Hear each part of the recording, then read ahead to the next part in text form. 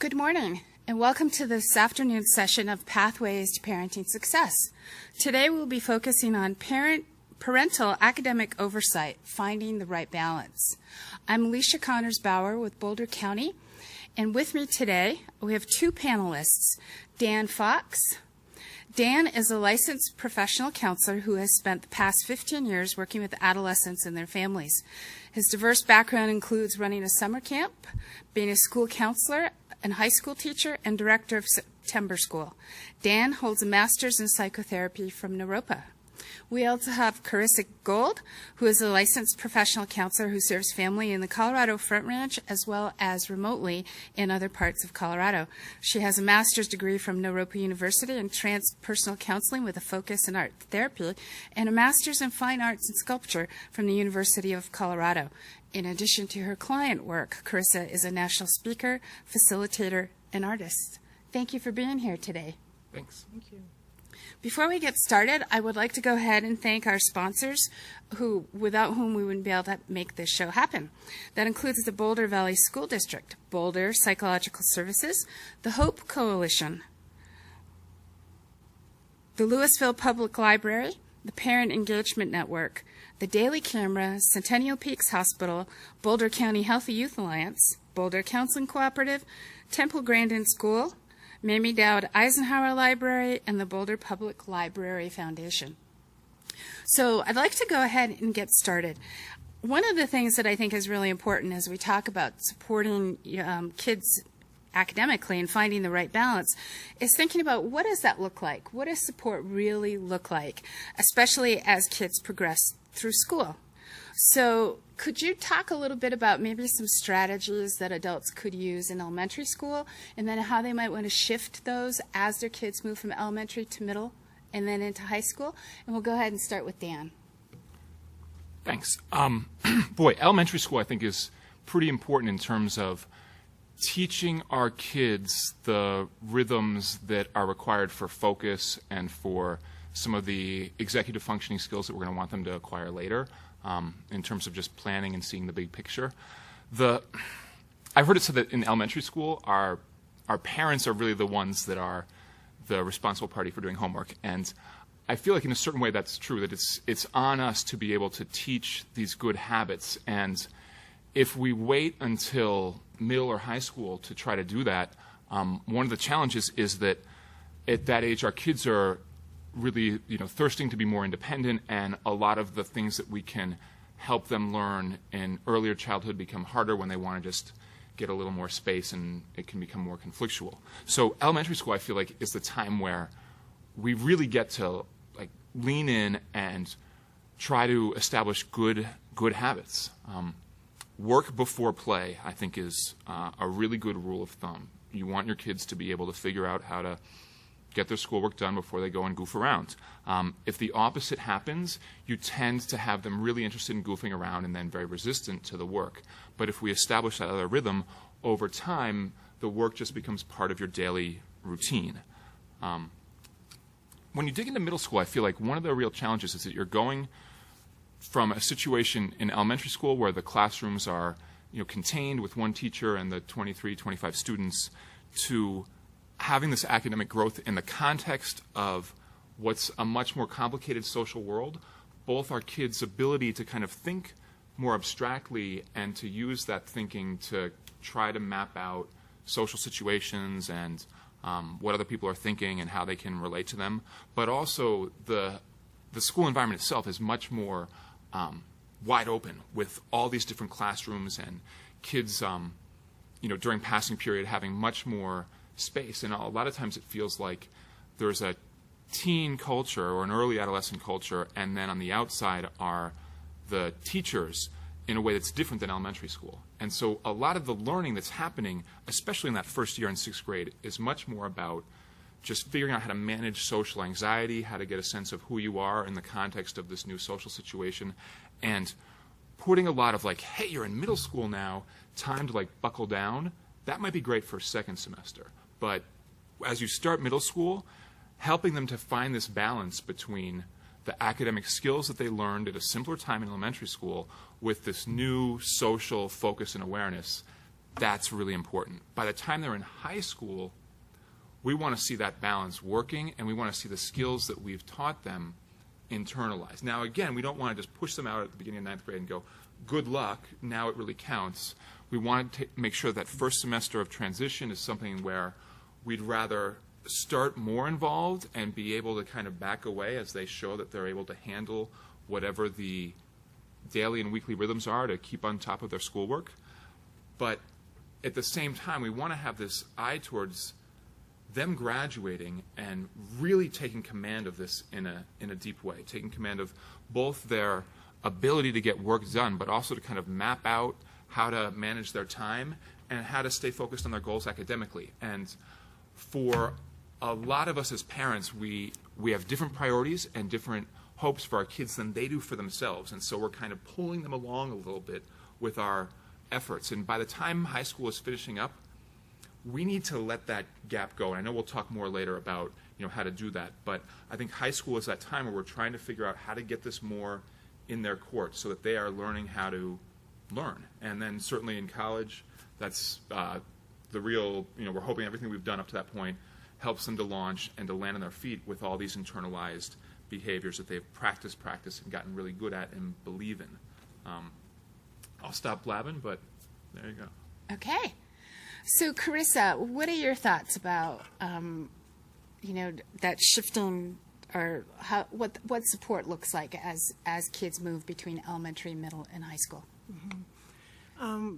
My primary focus is toward the family. So, to add to what Dan has shared, I would say that in elementary school it is about supporting children's expression while following their developmental process, but also really supporting their awareness of their own identity and within the group, and being able to listen to the teacher and follow instructions, and those types of structures that will then in middle school lead them into being able to be more empowered with their learning process, that it's not a destination. Middle or elementary school through high school is not, and through college is not a destination, it's a process. And so I think that sometimes parents are locked into thinking that their children need to learn a specific thing at a specific time frame, which is true.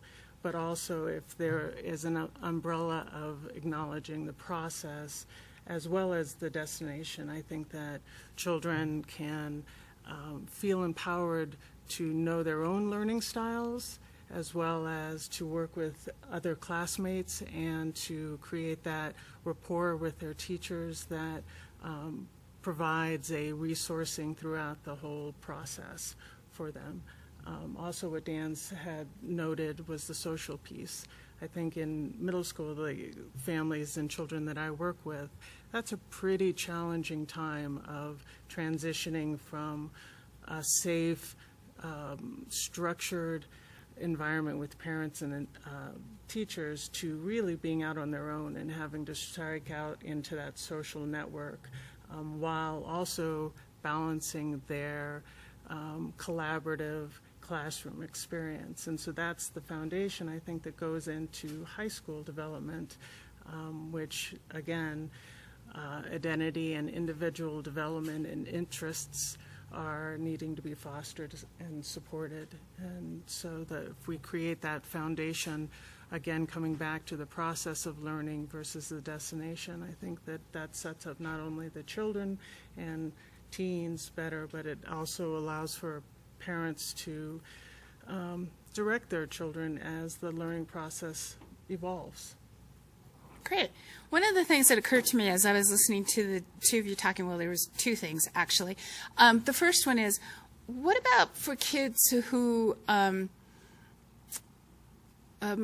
struggling as they make that transition in learning how to be responsible for their own academic progress in terms of managing their time, managing their homeworks? What suggestions would you have for parents about kids who maybe struggle with making that transition academically from 5th grade to 6th grade, or even from 8th grade to 9th grade? I would jump in really quickly to note that I think that it's really important for parents to support their children in knowing that everyone learns differently, and to really cultivate their own learning process. And that way, if there are moments of challenge, that they can be looked at as more a growing opportunity that is supported by parents and teachers versus a lacking. So if children are set up to compare themselves to their classmates, then there can be a moment of not actually being willing to admit that they don't know the material or don't understand it. But if we're supporting that process of evolving learning, then I think children can be more open to acknowledging when they have a question. Dan? Just to tag on to that, I feel like one of the challenges for our own process with our kids and for our kids too is that a lot of learning really is uphill, and it takes some challenge. And if we think about like how do we learn how to read, it's like that is a multi-year process that's broken down day in, day out with these little tiny sort of nuggets of like a challenge and then a feeling of success, so that you eventually are very fluent, but it's this long journey. And a lot of times when we're in a school situation and say, you know, it's not second grade in reading, but we're a little older and it's a new topic, then we hit it, we struggle with it, and there isn't the same sense of like, hey, let's break this down. We're all going to figure this out. There's this sense of like, oh, I'm not good at it, and somehow we don't remind ourselves or our kids that, you know what, like anything that we practice, we're going to get good at. And I think that was one of the great things about that Malcolm Gladwell concept of like, 10,000 hours really makes somebody an outlier as opposed to just natural genius. These really, really amazing, accomplished artists and athletes, it was all about the amount of time that they put in, and that was the most significant factor. And I think that's true for many, many, many skills in the classroom and beyond, where even if it's difficult at first, when we persist, we find success. And that's a great lesson both in the classroom and beyond. Great, thank you. One of the things that I think is really important personally is for kids to learn how to self-advocate. And so I know that looks different as kids get older and they progress through school. That maybe in elementary school when they're younger, a lot of the advocacy is done on their behalf for parents. But by the time they get to high school, it seems it also matches up developmentally that they need to learn how to start to self-advocate more. What are some suggestions you would have to have parents really develop the self-advocacy skills in their children? Dan?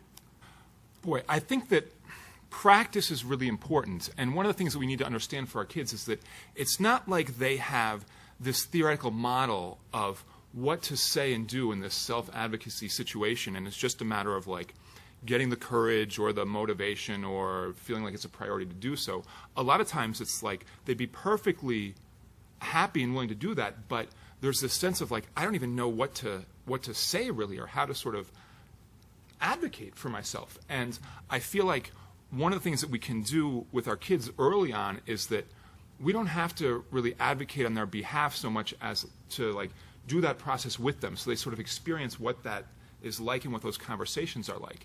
And then if it's time for them to be doing that more on their own, we can be encouraging them not just with, hey, have you talked to the teacher, but what would a conversation like that look like? And a lot of times I'll say to kids, what would happen if you said blank? And I'll give them a sentence and have them just sort of think through, all right, would that be good or would that be bad? And, sometimes it's a bad sentence, and I'll just say, I don't know, maybe this is a really bad idea, but if you said this to your teacher, would that be helpful? And at least they're getting this chance to sort of like rehearse through that and start to develop some greater sense of a path forward with the teacher instead of just this abstract concept of, oh, I need to go and explain something, but I normally don't interact with my teacher this way, so I don't know how to begin. Okay. Carissa? I would also add to what Dan shared the concept of modeling for your children. If your children see you advocating for yourself as a parent and as a spouse, as well as out in the world, that's a great way of helping your children develop that. And also pointing out when there are moments out in the world that you can acknowledge as a parent that advocacy is important and this is why. And then what Dan was sharing, but I would be a little more specific, that actually practicing back and forth, because kids get butterflies just as adults do, and if you can practice over and over again, then there's a moment that maybe your child will do that. And then I would also add that there is a moment for parents to step back. You know, parents get locked into being an advocate, which is incredibly important, and I think being an advocate also means knowing when to step forward and when to step back. And I'm even seeing it in middle school now, that kids are really wanting to possibly do the practice at home, but to take it on themselves while they're in school, and not to find out that your parent has called the class teacher, and so you're walking into the classroom and you're surprised by your parents' advocacy and behind the scenes. So it's a subtle balance, I think. It's elementary school, it's stronger. Middle school, you're playing around with those stepping forward, stepping back. And then high school, it's just different kind of topics. But I think it's the same sort of dance between being an advocate, stepping forward as a parent, and letting your children rise to the challenge. I think one of the challenges is if your child is struggling in an academic circumstance, wanting to jump in and help fix that for them, but maybe it's like you said, the opportunity would be better for your child to address that and for you to step back as a parent.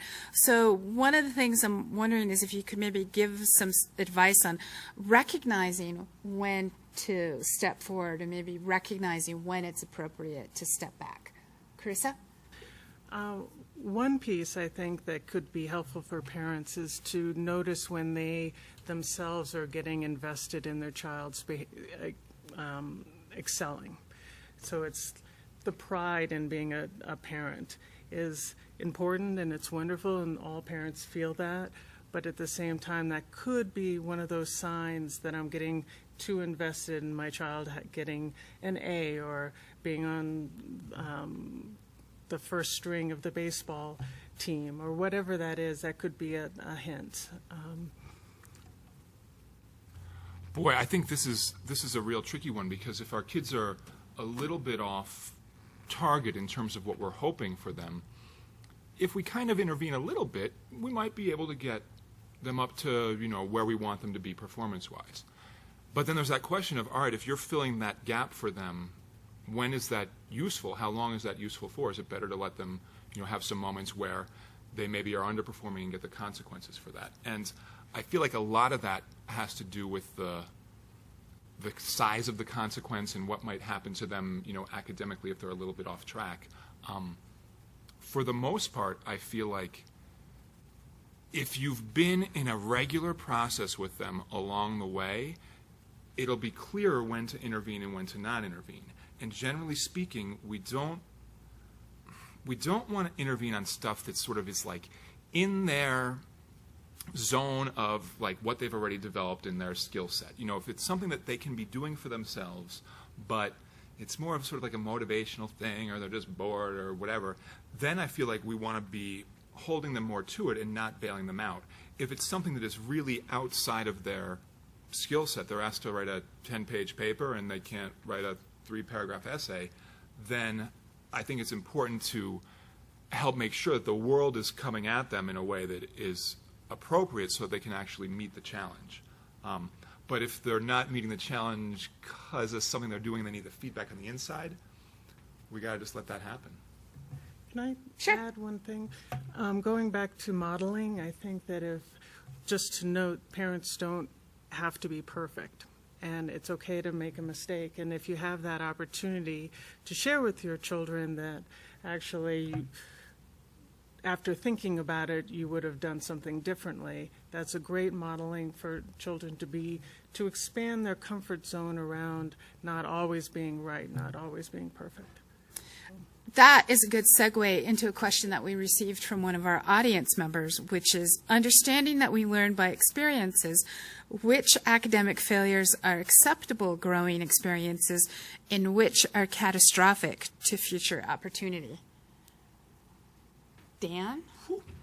Boy, that's a big one. And to get as specific as I can in general terms, I feel like if we're going to tolerate failure at all as a parent in terms of practicing that and knowing that that's going to be helpful for our kids, one of the things that we have to also be aware of is that it's not like they fail once and then go, aha, and suddenly start thinking like us and have made the switch like a light bulb.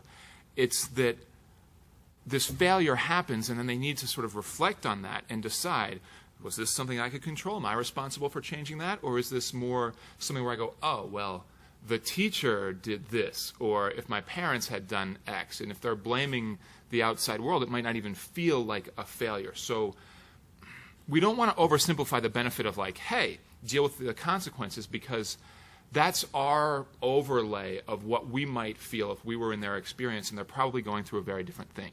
Nevertheless, I'm a huge advocate of not filling the gap between where they are and where they need to be sort of successful in the outside world, particularly as they're getting into their 10th, 11th, 12th grade years, and we want to help them to truly launch.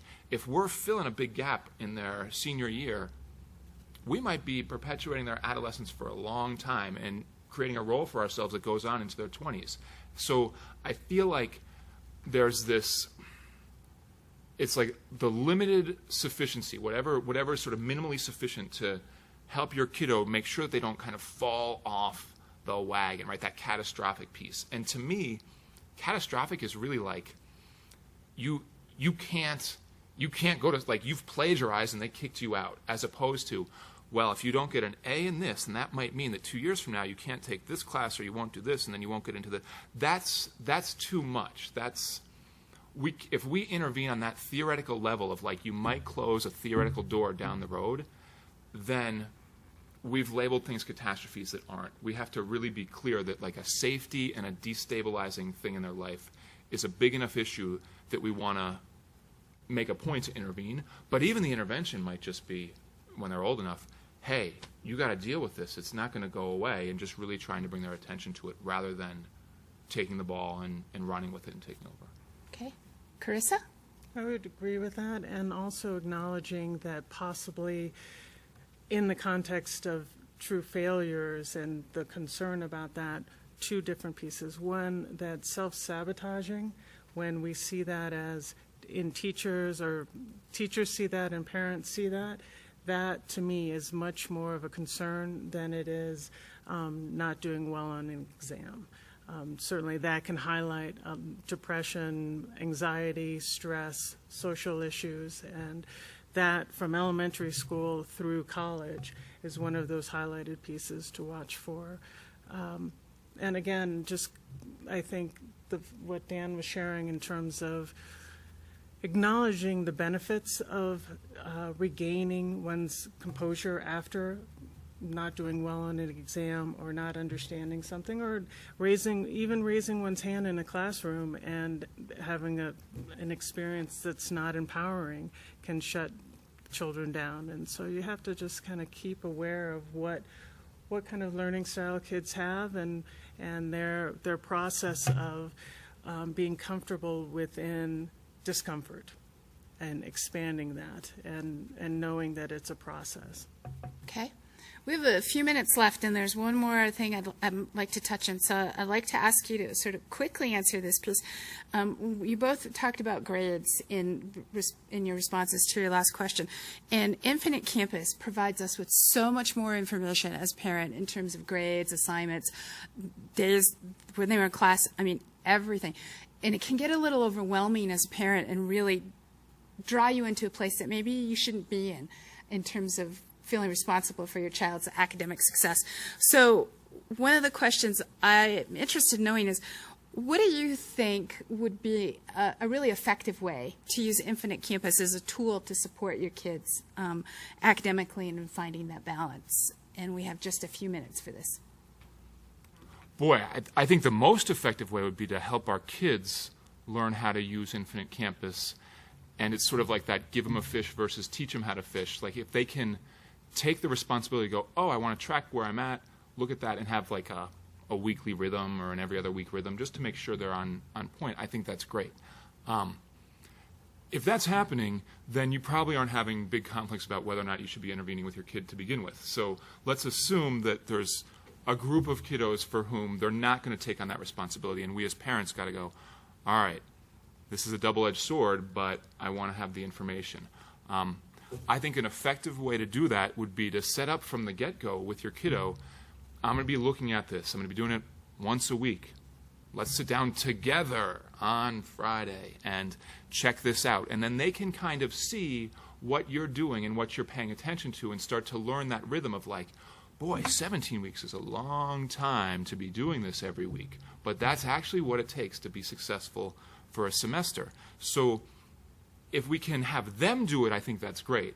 If we can't, then I think the next most effective is to do it with them.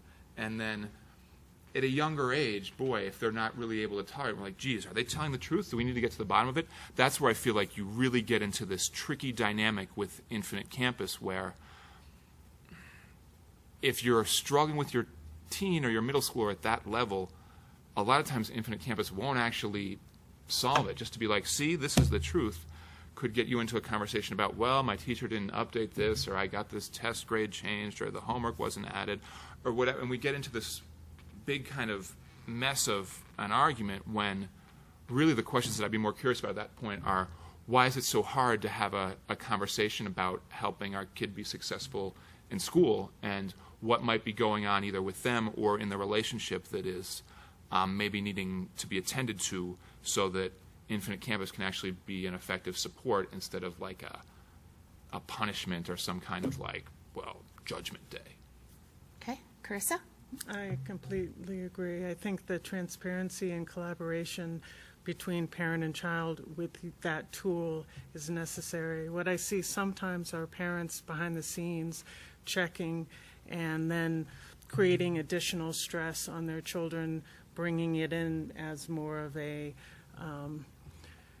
I've looked through this and this is what you need to do and this is how you need to do it. And right now we all know that children are feeling a tremendous amount of stress.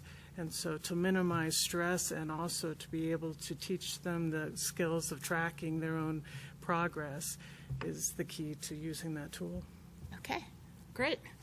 As we wrap up, I wanted to again thank our presenters, Dan Fox and Carissa Gold, for being here this afternoon. I also wanted to let the audience know to check out the Boulder Psychological Services channel on YouTube, where you can access this show and past shows, and also upcoming talks that you might be interested in include next month's television show on diagnosing and treating mood disorders with Dr. Jan Hittleman, and panelists include Dr. Sunda Friedman-Tabakhorst. Sunda Friedman-Tabakhorst. Thank you. She's fantastic. And that is about deepening your understanding of mood disorders and treatment approaches. Then there are also additional talks coming up at the libraries around town on September 29th, Understanding Learning Challenges in Children at the Meadows Branch Library, Mondays from 6:30 to 8 p.m. That's facilitated by Dr. Jen Hittleman. On October 20th, at the Mamie Dowd Eisenhower Library, it's Teenage Depression, What's Normal and When to Seek Help. At the Louisville Library on October 21st is Feeling Down, Helping Adults Manage Depression. And then again at the Meadows Branch Library on October 27th, Children Get Depressed Too, How Children Can Improve Their Mood. And an upcoming webinar on October 15th from noon to 1 p.m. is Dealing with Depression, Warning Signs, Treatment, and Suicide Prevention, and that is a joint collaboration between Boulder Psychological Services and the Hope Coalition of Boulder County. So I thank you for tuning in today, and again, I thank our sponsors for making this show possible.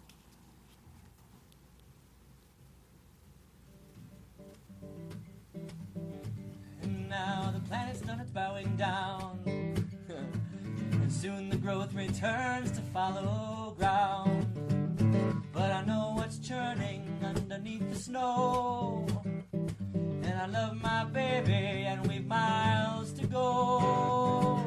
Hey, hey, hey, I'm okay. Be with me. We'll beat this, can't you see? So wait a while, winter time. Wait a while, winter time.